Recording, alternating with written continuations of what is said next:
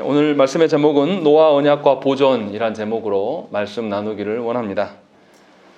우리가 지난주부터 이 하나님의 그 창조 가운데서 어떻게 하나님께서 모든 것을 다스리셨는가라는 것을 이제 이야기를 했습니다. 다시 말하면 하나님께서 믿는 자들뿐만 아니라 믿지 않는 영역까지도 다 다스리고 계심을 성경에서 계속 이제 배워가고자 이 시리즈들이 시작되었습니다.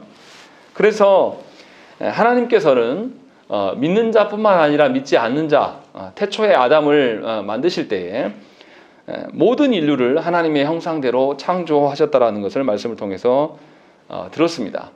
그리고 하나님께서는 모든 피조세계를 하나님의 형상대로 창조된 인류에게 다스리도록 위임하셨어요. 그러니까 다스리게 하시도록 하려고 하나님의 형상을 따라 창조하셨다는 것이죠. 다시 말하면 모든 인류는 하나님의 형상을 반영한 피조세계의 다스림을 이뤄가야 될 그런 책임을 갖고 있는 자들이라는 것입니다.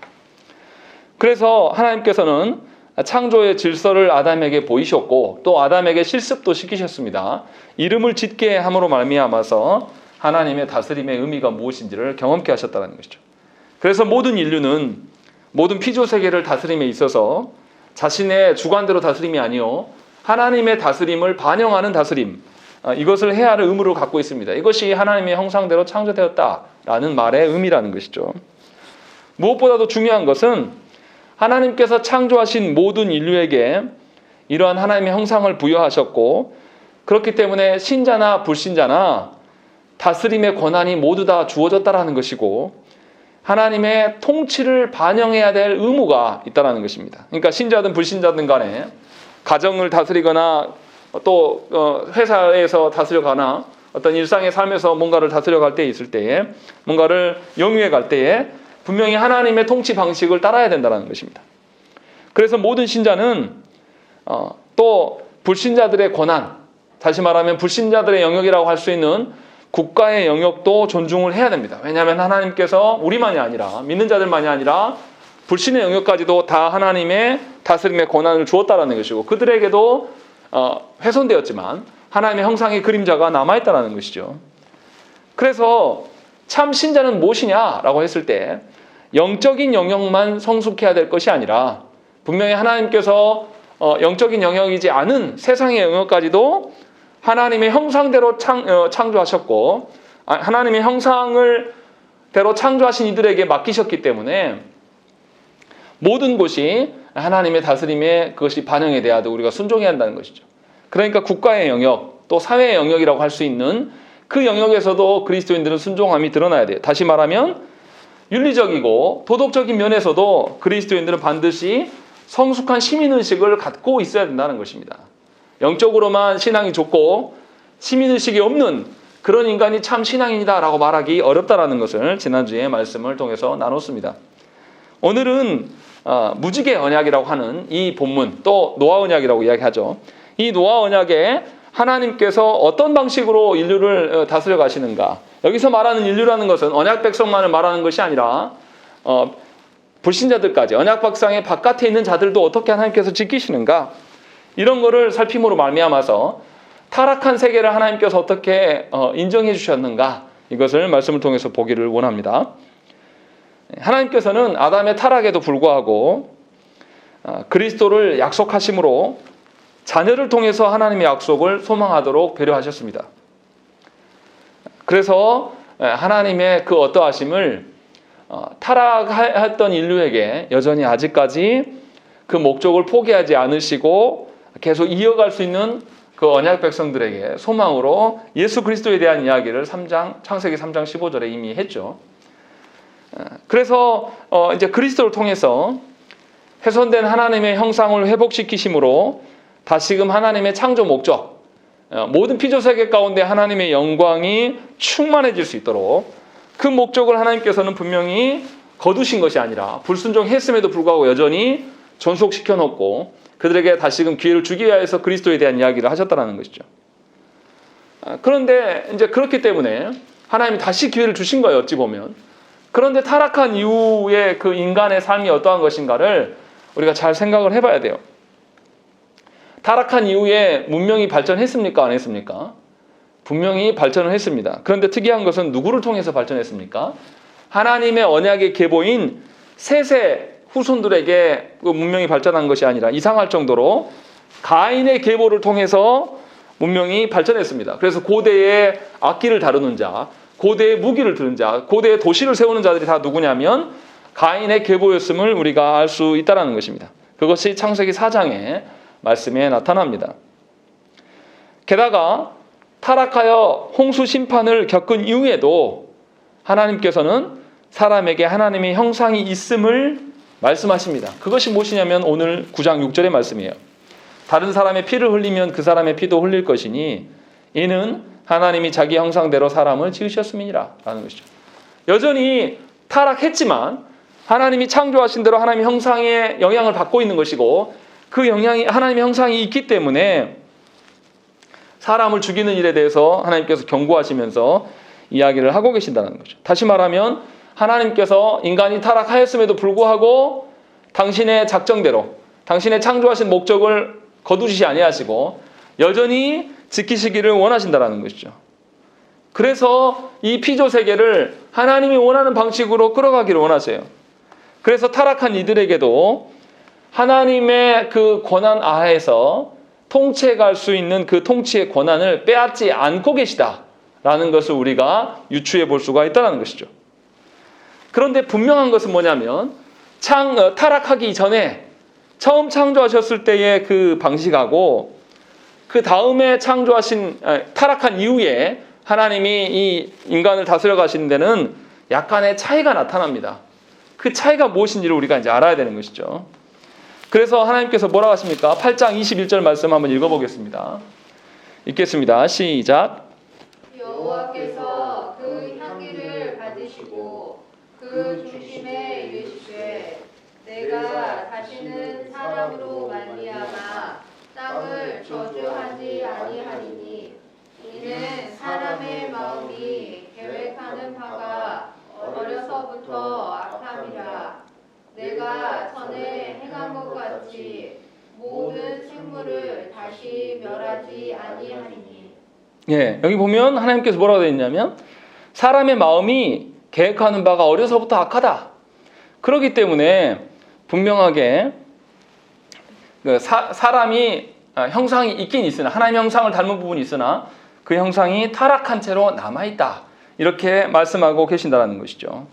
그리고 또 하나 놀라운 점은 하나님께서 타락한 인류를 홍수로 심판하신 이후에도 여전히 노아에게 언약을 맺어주시고 계신다는 것입니다. 그런 점에서 하나님이 아직 포기하지 않고 계시다라는 것을 알 수 있는 것이고 오늘 본문의 내용이 바로 그거예요. 그래서 이 언약을 노아 언약이라고 하고 또 무지개 언약이라고 부릅니다. 그렇다면 하나님께서 타락한 인류를 홍수로 심판하신 이후에 어떻게 언약을 맺으셨는가? 처음 언약과는 어떤 점에서 차이가 있는가? 이런 것을 살핌으로 인하여서 하나님이 노아 언약을 통해서 의도하신 바가 무엇인지를 우리가 살필 필요가 있다는 것입니다. 먼저 이 말씀 본문에 들어가기 전에 우리가 생각해야 될 것이 노아 언약을 뭐라 그러냐면 구속 언약이라고 하지 않고 일반적이다라고 이야기를 합니다. 무슨 말이냐면 언약의 대상자들이 언약 백성만이 아니라 경건하지 않은 자들도 다 포함해서 말씀하고 있다는 것입니다. 그러니까 우리가 읽어보시면 22절에도 보면 땅이 있을 동안에는 심음과 거둠과 추위와 더위와 여름과 겨울과 낮과 밤이 쉬지 아니하리라. 이것은 믿는 자만 혜택을 누리는 게 아니라 믿지 않는 자들도 다 혜택을 누리고 있는 상황이라는 것이죠. 그런 점에서 봤을 때 노아 언약은 구속 언약의 계열이라고 말하기는 약간 어렵고 일반 언약이라고 말하는 것이 좀 합당해 보인다는 것이죠. 그리고 또 노아 언약은 보존 언약이라고 말을 합니다. 왜 그러냐면 아브라함에게 하신 하나님 언약, 또 모세에게 하신 언약, 또 예수님으로 인하여서 새 언약을 주셨던 것, 이것은 전부 다 구속 언약과 관련된 것이에요. 구원과 관련된 언약들이에요. 그래서 언약의 당사자들, 언약 백성만 혜택을 누리는 그런 언약들이죠. 그런데 이 노아 언약은 신기한 것이 뭐냐면 뒤에 더 자세히 하겠지만 이 언약의 당사자들이 10절 보시면 9장 10절 말씀 보시면 너희와 함께한 모든 생물, 곧 너희와 함께한 새와 가축과 땅의 모든 생물에게 세우리니 라고 되어 있어요. 9절에서 내 언약을 너희와 너희 후손과 하면서 10절에서 모든 짐승들까지 다 포함해서 말하고 있다 라고 이야기하신다는 것이죠. 그래서 언약의 대상자가 구원받은 백성만이 아니라 짐승까지도 포함하고 있다는 것에서 이 노아 언약은 전 우주적인 보존하시기 위한 언약이다라는 것을 우리가 이제 알아들어야 한다는 것입니다. 그래서 일반적으로 구속을 행할 수 있도록 모든 피조 세계를 보존하심의 포인트가 있는 거예요. 구원 언약을 통해서 하나님의 형상을 회복시키셔서 다 구원받은 자들로 말미암아 하나님의 형상에 하나님의 영광이 온 피조 세계에 가득하게 하는 것이 구원 언약의 방향성이고, 이 보존 언약, 노아 언약은 뭐냐면 구원받은 언약 백성들이 계속 살아갈 수 있고 그것이 실현될 수 있는 피조 세계를 존속해 주셔야지 그 언약이 실현될 거 아닙니까? 그래서 노아 언약의 특징은 보존 언약이라고 이야기를 하는 겁니다. 그냥 그것을 그대로 유지해 준다라는 그런 의미라는 거죠. 뭔가 구원처럼 새롭게 회복한다는 개념은 아니라는 것이죠. 그런 점에서의 특징이 노아 언약에 있다는 것을 우리가 이제 전제하고 말씀을 보셔야 한다는 것이죠. 그래서 말씀의 구성을 보면요, 8장 20절부터 22절 말씀에서는 하나님께서 타락한 피조 세계를 바라보시면서 어떻게 하실지를 밝히고 있어요. 그러니까 이것을 사람들한테 밝혀 드러내는 것이 아니라 하나님, 삼위 하나님 간에 어떻게 하실 것에 대한 자기 다짐과 같은 그런 표현들이 나타나는 것이고, 9장 1절부터 7절에서는 인류와 또 인류에게 주어진 책무가 어떠한 것인지를 자세히 기록하고 있습니다. 그리고 8절부터 17절에서는 이제 언약을 어떻게 맺어주실 것인가, 하나님이 공적으로 인류와 모든 피조 세계를 대상으로 언약을 서약하시는 내용이 나타납니다. 이렇게 말씀이 구성되어 있다는 것이죠. 그러면 우리가 이제 여기서 노아 언약의 특성 몇 가지를 이제 살펴야 돼요. 먼저 우리가 봐야 될 게 노아 언약의 그 존속 기간이 언제까지인가라는 것이죠. 보통 언약에는 시일이 있습니다. 약속하면 우리가 언제부터 어디까지 이런 약속이 그 기간이 있는 것처럼 노아 언약이 유지되는 기간이 언제냐라고 이야기했을 때 21절 말씀 보시면 뭐라고 되어 있냐면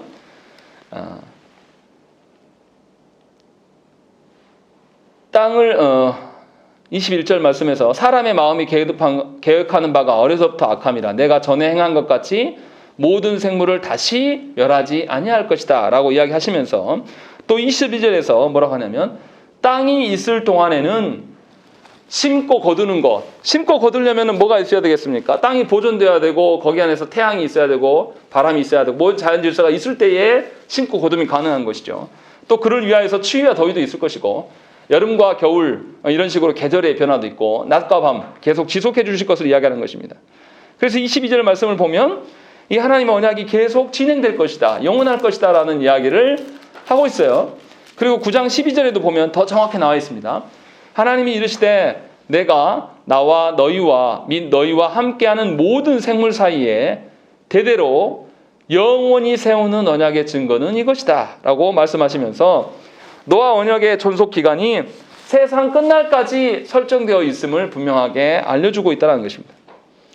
그러니까 하나님께서는 세상 끝날까지 모든 피조 세계를 그대로 존속시켜 주실 것이다 라고 말씀하시는 것이죠. 그냥 존속하는 게 아니에요. 왜냐하면 생각을 해보세요.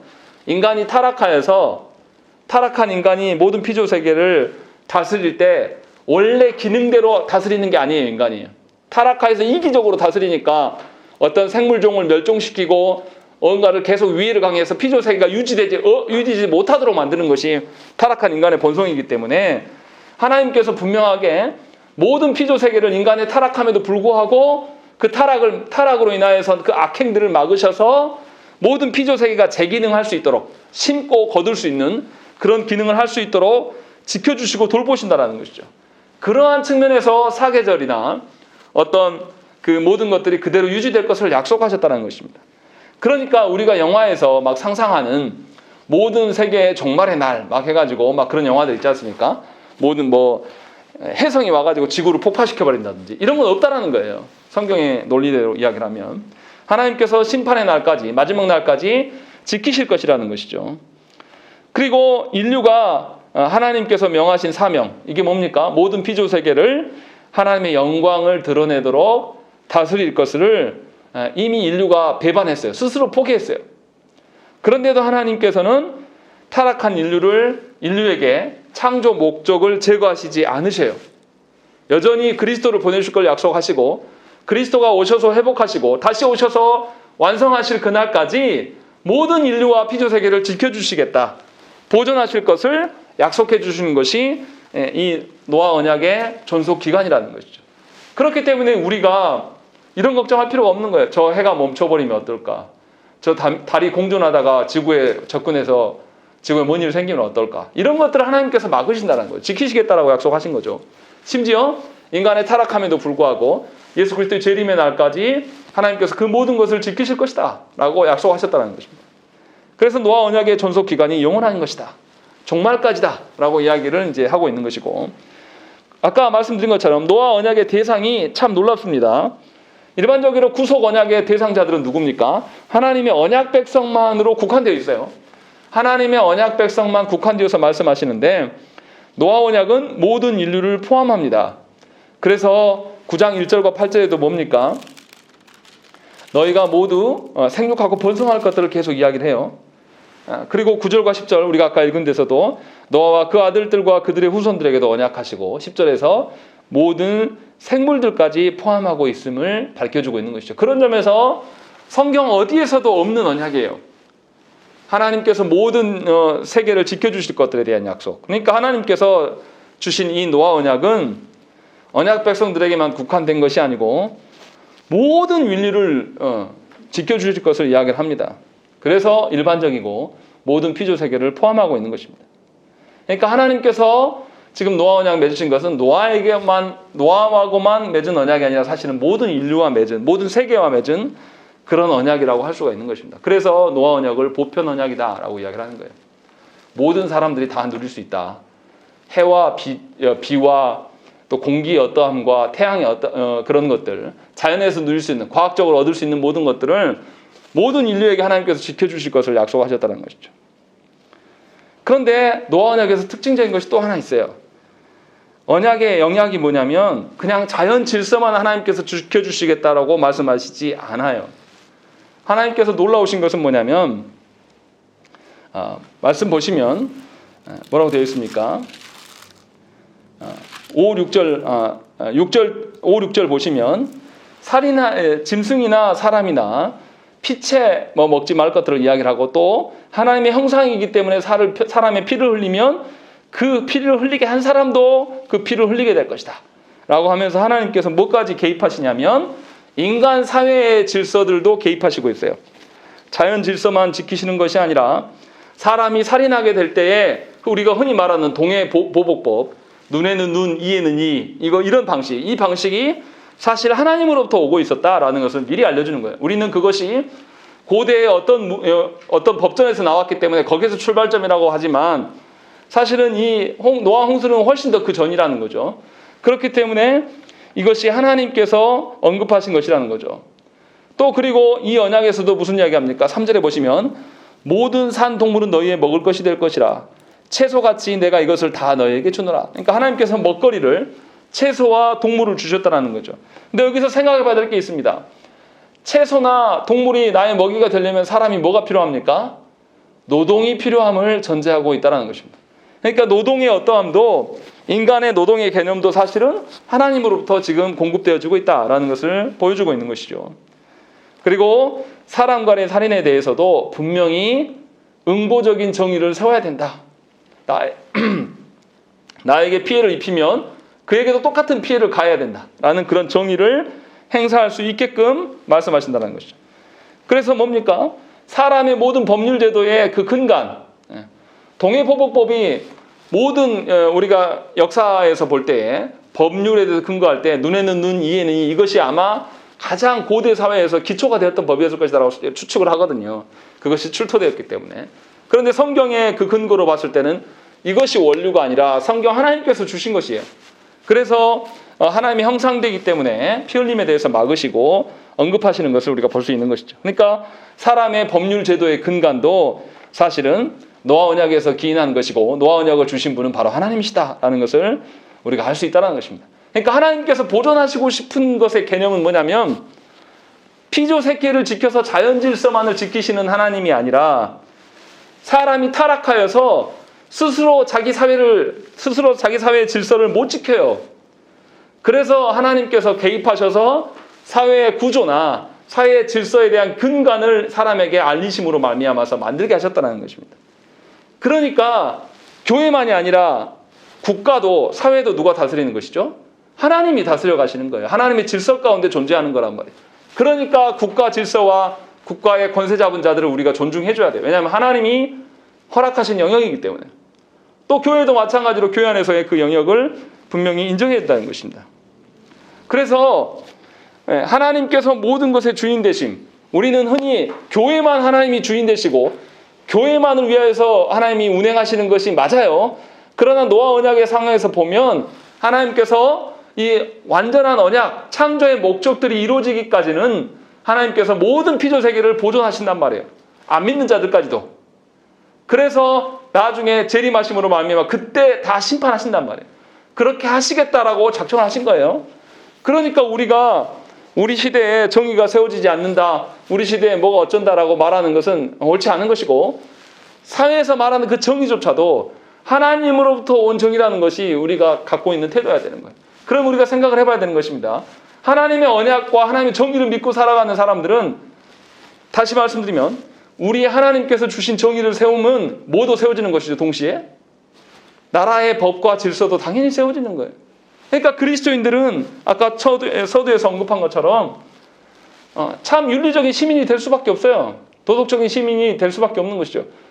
예를 들어서 예수 믿고 회심을 했는데, 예수 믿기 전까지야 뭐 타락했기 때문에 누가 얼마나 차이가 있겠습니까? 다 죄인인데. 그런데 세상에서의 죄인은 개념은 다르죠. 그렇다면 최소한 회심했다라면 과거에 자기의 지은 죄에 대해서 돌이킴이 있어야 될 거 아닙니까? 예를 들어서 예수 믿기 전에는 내가 사회적으로 악질적인 뭐 예를 들어서 고문 기술자였다고 생각하는 어떤 사람이 있었다고 칩시다.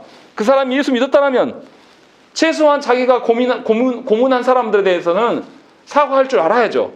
그것이 그리스도인들의 합당한 태도란 말이에요.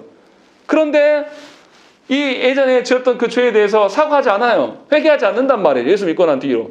그럼 그게 그리스도인이냐 이 말이에요. 너무 쉬운 거예요. 그러니까 예수 믿는 사람들은 사회의 정의도 실현해야 돼요. 사실에 근거하여서 사회 정의를 실현하는 것이 예수 믿는 자들의 삶의 방식이에요. 또한 당연히 언약에 대한 부분들을 세우는 것이 너무 당연한 것입니다. 그러니까 사회의 정의와 어떠함도 반드시 하나님 안에 있는 것이에요. 하나님 떠나서 있는 것이 아니라는 것입니다. 그렇게 하나님께서는 모든 것을 지키시는 거예요. 인간의 그 사회 질서까지도 지키시면서 어떠한 우리 가운데 보여주셨다는 것입니다. 그리고 이제 노아 언약의 목적이 그럼 도대체 뭐냐라는 것을 우리가 이제 알아야 되는 것입니다. 아까도 말씀드렸지만 노아 언약은 목적이 구속 언약과는 약간 다릅니다. 왜냐하면 노아 언약을 오늘 본문에 읽어보시면 그리스도에 대한 언급도 없고 구원에 대한 언급이 전혀 없습니다. 구원하시겠다라는 말씀이 전혀 없어요. 노아 언약은 멸망하심을 보류하신다는 거. 홍수로 한번 다 쓸어버리시고 노아의 가족을 살리셨어요.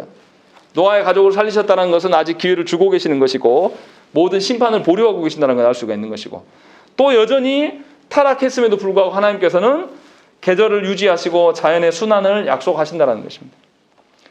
또 2절에서도 뭐라고 합니까? 동물과 인간의 관계를 설정해 주셔요. 그래서 누구를 보호하십니까? 인간을 보호하신단 말이에요. 인간이 하나님께서 주시는 다스림의 권한들이 깨져버렸어요. 스스로 벗어던진 거죠. 그러니까 짐승들이 인간을 공격하는데 그러지 못하도록 하나님께서 2절에 보시면 짐승이 너희를 두려워하게 만들어 놓을 것이다 라고 말씀하시는 것이죠. 그렇게 해서 인간과 동물의 관계를 설정해 주신 것이죠. 또 동시에 4절에서 동물을 피채 먹지 말게 하심으로 말미암아서 동물을 사람이 함부로 남용해서 모든 것을 없애버리는 것을 막고 계시는 거예요. 인간의 타락성을 알기 때문에 인간에게 맡겨두면 인간이 필요 이상으로 모든 것을 다 잡아먹어버린다는 것이죠. 그래서 그것을 막으심으로 말미암아서 동물과 그러니까 사람과 피조 세계의 질서와 조화를 이루도록 하나님께서 지금 약속해 주신 것이 노아 언약이에요. 그러니까 노아 언약에 근거한다면 우리는 자연을 어떻게 해야 됩니까? 아끼고 보존할 줄 알아야 돼요. 내 것이 아니에요. 내 것인 양 모든 것을 다 학살하고 멸종시키는 것은 하나님의 노아 언약에서 벗어나는 태도라는 것입니다. 그리고 하나님께서 어떻게 합니까? 인간에게 번식할 것을 명령하셔요. 1절과 8절 말씀 보시면 번식할 것들을 언급하시고 또 번식하기 위하여서 3절과 4절에서 인간의 먹거리를 언급하십니다. 그리고 또 인간이 얼마나 악하냐면 서로 간의 평화를 못 지켜요. 사람들끼리. 서로 언어도 통하고 말도 할 수 있는 사람들인데 서로 이것을 못 지키니까 사회 정의, 사회 질서를 세우는 것도 하나님께서 규정을 주신단 말이죠. 즉 타락한 인간을 하나님께서 너무나 잘 아시는 거예요. 인간 스스로 자신의 능력으로는 피조세계도 지킬 수 없는 존재이고 또 사람들끼리의 질서도 못 지키는 그런 존재. 우리가 그런 존재란 말이에요. 그런데 하나님께서 친히 인간을 보존하시기 위하여서 사회 질서를 만들어주시고 그것 안에서 법률로 인하여서 우리를 지키고 계신다는 것이죠. 그러니까 그리스도인들은 법을 잘 지키는 사람이어야 되는 거예요. 예수 믿는 사람인데 법을 요리조리 피해가면서 자기 재산을 증식하고 뭐 이렇게 하는 거 예수 믿는 사람 아닙니다. 그것은 하나님의 말씀에 위반하는 것이고 하나님의 말씀을 정면 도전하는 거예요. 그런데도 교회 안에 그런 분들이 참 많죠. 그리고 그렇게 법망을 피해가서 하는 것을 자랑 삼아 이야기하는 분들도 있습니다. 그런 점에서 이제 우리가 한번 생각을 해봐야 한다는 것이죠. 그러니까 정리하면 이런 겁니다. 사회의 모든 정의 질서, 이런 그 정의 질서들은 어디서부터 온 것입니까? 하나님으로부터 온 것임을 우리가 알아야 돼요. 그러니까 법을 집행할 때도 하나님의 보시기에 합당한 법인가를 우리가 생각을 하면서 법을 만들어야 돼요. 하나님이 생명을 존중하며 지키는 법을 만드는 것인가? 아니면 사람의 편리를 위하여서 타락한 인간의 본성을 지키기 위하여서 자신의 자유를 누리기 위하여서 법을 만드는 것인가? 그러니까 이런 법은 안 되는 거예요. 낙태를 허용하는 그런 법들. 하나님의 형상으로 뱃속에 있는 아이도 사람인데 누구 마음대로 죽입니까? 그런데 그거를 여자의 권리인 것처럼 우리 사회는 이미 법이 통과됐고 그것을 근거로 인해서 낙태도 허용하는 사회가 되어버린 것이죠. 그런 점에서 하나님께서 주시는 사회 정의까지도 우리는 이미 현대인들은 포기하고 있는 겁니다. 그래서 하나님께서 모든 것을 이렇게 지켜가심으로 말미암아서 지켜가시는데도 우리는 사회 정의를 우리가 만든다라고 생각하는 거예요. 인간 스스로 고안해낸 것이 사회 질서다 이렇게 생각하는 거죠. 그래서 하나님을 의식하지 않은 채로 우리만 합의 보면 되는 거예요. 그러니까 동성애도 그런 관점으로 보는 거죠. 현대인들이. 아니 동성애자가 있는데 왜 하지 말라 그러냐. 그러니까 누구 입장에서 말하는 것이죠? 타락한 인간 입장에서 동성애자가 있잖아. 그럼 허용해줘. 이런 거예요. 하나님이 사회 질서를 만드셔가지고 우리를 지키심을 부인하기 때문에 인간 안에 타락한 본성이 있어도 허용해주겠다는 입장인 거죠. 그러니까 우리나라에서는 동성애 결혼이 아직 뭐 논란이 있지만 어떤 사회에 가면은 동성애를 허용해줘요. 그래서 그 사회에서 남자끼리 여자끼리 결혼하고 부부 승낙 받아가지고 그렇게 살아가는 사람들 있지 않습니까? 이것은 뭐냐면 하나님께서 모든 사회 정의를 구현하시는 분이라는 것을 인정하지 않는 태도라는 것입니다. 그런 점에서 우리가 생각을 해봐야 돼요. 그리고 이 인간 스스로 모든 정의를 세울 수가 없기 때문에 그 기원이 하나님께 있음을 우리가 분명히 알아야 돼요. 그렇기 때문에 신자는 언약 백성의 그 영역만이 아니라 타락한 세상도 하나님께서 지키고 계심을 알아서 우리도 타락한 세상 앞에서 하나님의 방편대로 보존하고 지키는 일에 순응하고 살아가야 된다는 것입니다. 그래서 노아 언약은 정리하면 그리스도인들에게 신앙과 관련된 문제들만을 언급하는 것이 아니라 사회의 법 질서를 잘 지키고 도덕적이며 윤리적인 영역에서도 온전한 시민이 되어야 될 것을 말하고 있다는 것입니다. 그렇다면 아까 언급한 것 중에 하나 빠진 게 있습니다.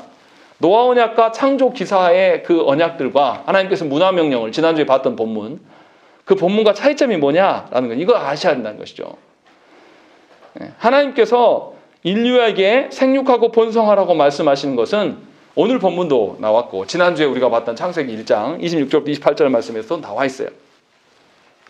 다시 말하면 정복하고 다스리라는 말이 빠져 있다는 거죠. 창세기 1장에서 말씀하실 때는 하나님께서 타락하지 않은 인류에게 정복하고 다스림의 어떤 것에 대해서 강조하셨어요. 그런데 오늘 본문에는 정복하고 다스리라는 말이 하나도 없습니다. 그리고 또 오늘 본문에는 뭐가 있냐면 무엇을 인간에게 지켜라 라는 말씀이 없어요. 그냥 하나님이 다 지켜주실 것을 이야기를 하는 거예요. 하나님이 질서도 정해주시고 사람에게 지켜 살아갈 것들에 대해서 너희가 이것을 지키면 이 약속을 실현하겠다 이렇게 말씀하시지 않는 거죠. 어떠한 조건절이 없는 거예요. 다 그냥 하나님이 지키시겠다라고 말씀하고 있는 점에서 큰 차이가 납니다. 그러니까 노아 언약이 홍수 이후에 다시금 인간과 피조 세계를 지켜주심의 의미는 있습니다. 그러나 노아 언약 자체가 창조의 목적을 이루어가는 것은 아니라는 거예요. 이해되시죠? 창조의 목적이 뭡니까? 모든 피조 세계 가운데 하나님의 영광이 충만하게 하는 것. 이것은 하나님이 구속 언약으로 이루어가실 거예요. 그러나 노아 언약을 통해서는 그것이 완성되기까지 이 피조 세계를, 타락한 피조 세계를 지켜주시는 그 역할로 있다는 것입니다. 그래서 노아 언약은 보존과 관련되어 있는 것이지 구원과 회복과 관련된 것은 아니라는 것입니다. 그래서 노아 언약은 죄와 악의 존재를 추정하면서 그것을 어떻게 다룰 것인가는 언급을 해요.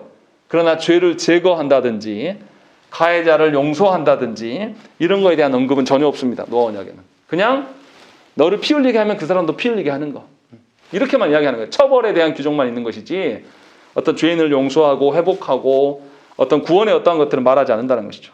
그냥 죄를 처리하고 죄의 결과가 어떠한 것인가를 죄의 결과를 완화시키는 그런 약속만을 언급하고 계신다는 것이죠. 왜 이렇게 하십니까? 하나님께서 인간의 타락함이 얼마나 크고 무서운가를 하나님께서 너무나 잘 아시기 때문에 하나님께서는 모든 사람의 어떠함을 막으시고 죄를 묶어두신다는 것이죠. 그러니까 우리가 알아들어야 돼요. 나를 믿고 내 계획대로 내 방법대로 살아가는 것이 얼마나 위험할 수 있는가를 깨달아야 한다는 것입니다. 예수 믿었으면 하나님 뜻대로 살아야 돼요. 그렇지 않으면 더 악랄한 인간이 되는 것입니다. 예수를 믿고 자기 뜻대로 살아가는 것은 아담과 똑같은 거예요. 하나님의 언약을 주셨는데 의도적으로 이걸 버려버리는 거예요. 예수 믿어가지고 예수님으로 말미암아서 이제 우리가 하나님의 구원의 언약에 구속의 언약, 창조의 목적이 무엇인지를 알아가고 있잖아요. 알면서도 하나님께서 주신 것들을 벗어던지는 사람은 하나님의 구속 언약도 깨트리는 자고 구속 언약을 알면서도 깨트리는 자가 노아 언약을 왜 지키겠습니까? 노아 언약도 거침없이 차버리는 거예요. 그래서 그런 일들이 있는 겁니다. 교회 안에서 목사가 우리 그러지 않습니까? 목사님이 돈을 횡령한다든지 또 성적인 문제로 타락한다든지 권력욕에 눈이 멀어서 정치권에서 기웃거린다든지 어떻게 목사님이 이럴 수 있지? 그럴 수 있다는 거예요. 왜요? 하나님의 구속 언약을 벗어 던져버리니까 원래 타락한 본성이 나오기 때문에 하나님의 노아 언약, 하나님께서 모든 피조 세계를 사회 질서까지도 지키시는 그 언약은 당연히 버리는 거죠. 그러한 일들이 있을 수 있다는 것입니다. 그런 점에서 우리가 분명히 구별해야 되는 거예요. 하나님께서 타락한 인류를 얼마나 보존하시기를 위하여서 힘쓰고 애쓰시는가.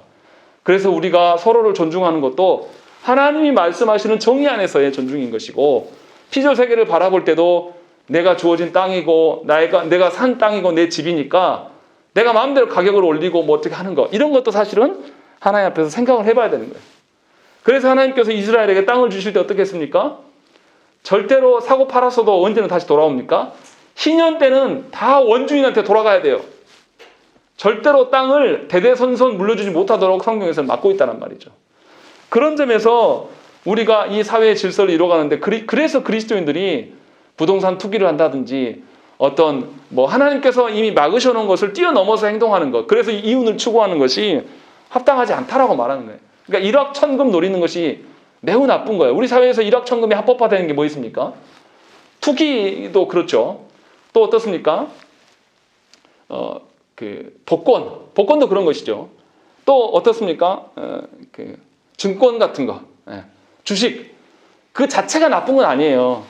부동산 자체가 예를 들어서 내가 가지고 있는 것에 대해서 합법하게 임대해주고 돈 받는 거 그건 당연한 거죠. 자본주의 사회에서. 그런데 필요 이상으로 너무 가중케 해서 누군가를 죽이는 행동들은 나쁘다는 거죠. 그건 합당하지 않다는 거죠.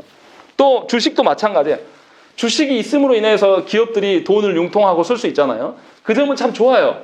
그런데 주식으로 인해서 일확천금을 노리는 그 태도는 틀렸다는 것입니다. 적정한 선에서 멈춰야죠. 그런데 이제 전 주식을 안 해봐서 모르겠는데 주식을 하는 분들 이야기를 들어보면 이게 멈춰집니까? 자기가 잃으면 잃은 만큼 본전이 생각해도 멈추지 않잖아요. 그런 점에서 그리스도인들이 위험하다는 것이지 주식 자체를 제가 매도하는 것은 절대 아닙니다. 하나님의 그 노아 언약의 정신으로서 우리가 바라봐야 한다는 것입니다. 이렇게 하나님께서는 분명하게 인간의 타락성을 너무나 잘 아시기 때문에 악을 억제하시는 것으로 노아 언약을 주셨어요. 이 모든 것을 우리에게만 준 게 아니라 모든 인류에게 주셨다는 것입니다. 그래서 우리는 알아야 돼요. 하나님께서 타락한 우리들이 스스로 문제 해결할 수 없고 스스로 죄에 대해서 억제해서 피해갈 수 있다. 죄를 우리가 피할 수 있다고 생각하는 것은 우리들의 교만이라는 것입니다. 그래서 노아 언약에서 생각할 게 우리가 죄의 문제를 스스로 할 수가 없구나. 그래서 하나님께서 우리뿐만 아니라 이 사회도 그런 방식으로 지키시는구나 라는 것을 알아야 된다는 것이죠.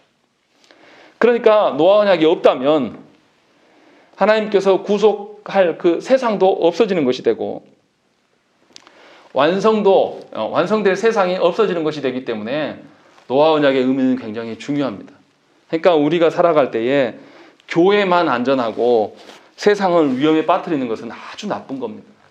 하나님이 완성하실 그 세상을 인정하지 않는 거예요. 하나님이 다스리시는 영역을 교회만으로 국한 짓는, 하나님 그렇게 하신 적 없거든요.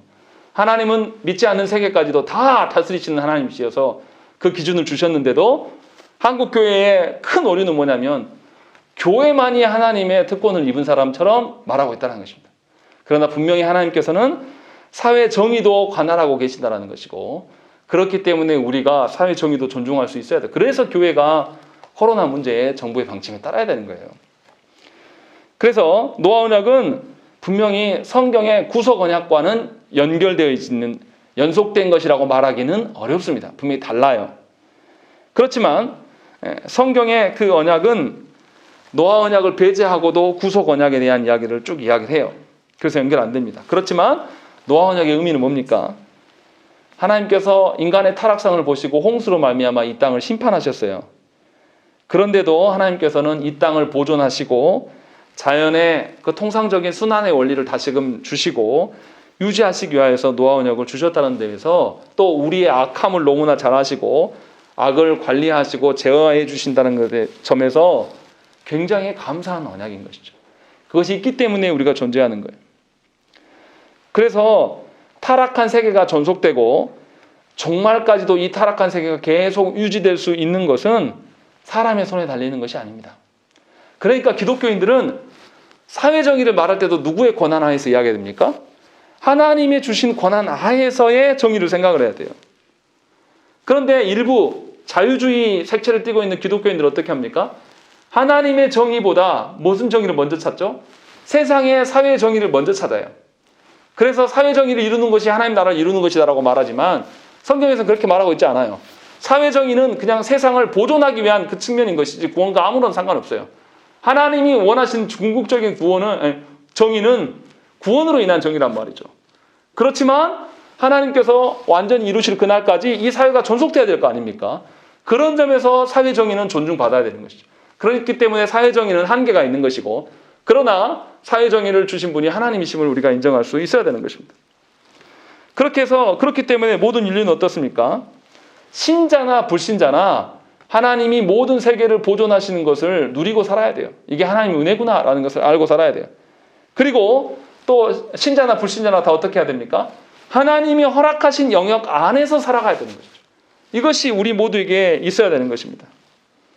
그래서 인류는 어떻게 해야 됩니까? 모든 것이 하나님께 달려있다는 것을 자각해야 돼요.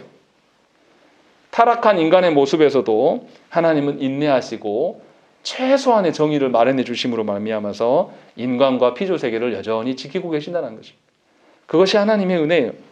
그렇기 때문에 모든 인류, 신자나 불신자는 첫째, 하나님께서 인류에게 생육하고 번성할 것을 명하셨음을 기억해야 되는 것이죠. 현대인들은 어떻습니까? 자기 교만에 빠져서 어떻게 해요? 자녀를 낳을 때도 몇 명 낳을 것을 누가 계획합니까? 사람들이 계획해요. 이거 아주 교만한 겁니다. 하나님께서 번성하라고 말씀하셨는데 인간 스스로 우리는 몇 명 이상 안 돼. 특히 여성분들, 현대 여성들은 아주 교만합니다. 그래서 하나님께서 주신 자녀, 임신이 우리 마음대로 됩니까? 그렇게 안 돼요. 그런데도 우리는 다 정리하는 거, 이거 굉장히 교만한 것이다. 두 번째로, 하나님께서 사람에게 동물을 허락하시지만 동물에 대한 인류의 권한 행사를 하나님께서 막으셨어요. 그래서 조화롭게 하신단 말이죠. 그러니까 인류가 동물을 제어할 그런 권한이 없어요. 그런데도 인류가 어떻게 합니까? 우리 그런 일들 있지 않습니까? 우리나라에 외래 어종을 갖고 들어와서 이것이 사육하다가 자연으로 방사돼가지고 난리 난 케이스가 있지 않습니까? 그게 예를 들어서 황소개구리, 그런 것도 그런 케이스지 않습니까?